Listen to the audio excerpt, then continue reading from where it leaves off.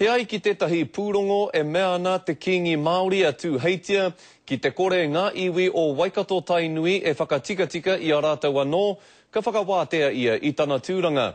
Hei whakamārama mai i te pono o tēnei whakapai me whakawhiti atu tātou i naia nei, ki tō mātou tari i kirikiri roa ki te kōrero kia Rāhui Papa, ringa whiti o te kingi Māori. Tēnā koe Rāhui? Tēnā koe Scotty. E hoa pono rānei kua ki te kingi, ki te kore te iwi e whakatikatika i a rātou anō, ka whakarerea e ia tōna tūranga. Kātahi te hori, kātahi te rūkahu o tērā kōrero. Kauri hoki rā tērā kōrero i toko ake i roto i te whakaaro o Kingi tū heitia. Ko tānake, e a wanga ana i te āhuatanga o te whawhaia te iwi ki a iano, ka mutu e hia naia kia whakakotahi mai te iwi i raro i te maru o te kingitanga, ki reira whakatau mai ai i ngā raruraru kai mua tonu kei te aruaru. Rāhui, hei ki te Waikato Times, kua tino kōhetingia ngā māngai o te kauhanga nui e Kingi tū heitia, mo te pātai atu ki aia mo tana whakapau pūtea. He tika tēnā? Kauri hoki rā tērā i te tika. Kauri hoki rā ngi rā pātai i whiu wāki rā ki te aruaro o te kingi, i aia ka tūrā ki mua ki te aruaro o te kauhanga nui i te rātapune. He no rā ko tāna, e hia ana, kia whakahokia mai rā te mana whakahaere o tana tari ki roto i ona ringaringa whakahaere mai ai.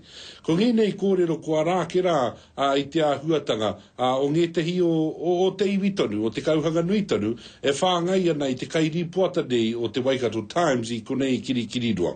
He mea ka kitea nā te kairi puata hoki rā tēnei hara, ka mea tu hei kaupare ake i te mātai tauā ki auahara, kua tītaitai ko whatu tonu rā ki te aruaro tonu o te ki. Nō reira mea ana koe, kei te whāngai etahi o ngā māngai o te kauhanga nui i ene momo kōrero ki ngā kaikawe kōrero o te Waikato Times? Koira ko tāna kōrero i whakaputāke rā i roto i te atikara nei, i roto i te newspaper nei. Kāri hoki rā i te mōhiotia, he pono rā nei, he hori rā nei. Hea hara tau i whāngai pēnei ai ene momo kōrero ki te Waikato Times? Kāre hoki rā, koia hoki rā te āhuatanga kei te whakaawanga i te whakaaro, kei te whakahurirapa i te whakaaro. I mua, kāore hoki rā ngā āhuatanga o roto i te kingitanga, i kaha whakapānui te atura i roto i ngā newspaper, i roto i ngā pauka whakata. Engari, i nāe nei, kāre no i tō te rā tuarua i runga i te hui a te kauhanga nui, kua o mau maharinge te hi i ai ki te kairi puata, ki aia, whawhewhawhe kōrero mai ai. Koia hoki rā tira tētahi āhuatanga whakapōuri nei te ngākā. E hoa aha ko te he te pono rāne o ene momo kōrero o ene momo whakapai, ka tāia tonu pēr te ki motu riki ana tainui tēnei wāhi e wewe tōtara wāhi rua katoa koutou? Karekau. Karekau, aira nei he pira hoki rā i te whānau. E whakai ana ki ngētahi kaupapa kaore rā nei te whakai ki ngētahi kaupapa. Engari mo te wāwahi tōtara rua, he kaupapa ke atu rā tēnei. He mea, ko te whānau tēnei, e ngangare tētahi taha ki tētahi taha, engari i roto i te wā ka whakakotahi mai anō i runga i te kaupapa i o ati tia mai e ngā mātua tūpuna. Ko ia tēnei tētahi o ngā āhuatanga, e whakakāna i te ahi, kua ngiha maira e ngenei o ngā hori, ngenei o ngā rūkahu e whakahaere hia ki ana, he roke kōrori hoki rā te mahi.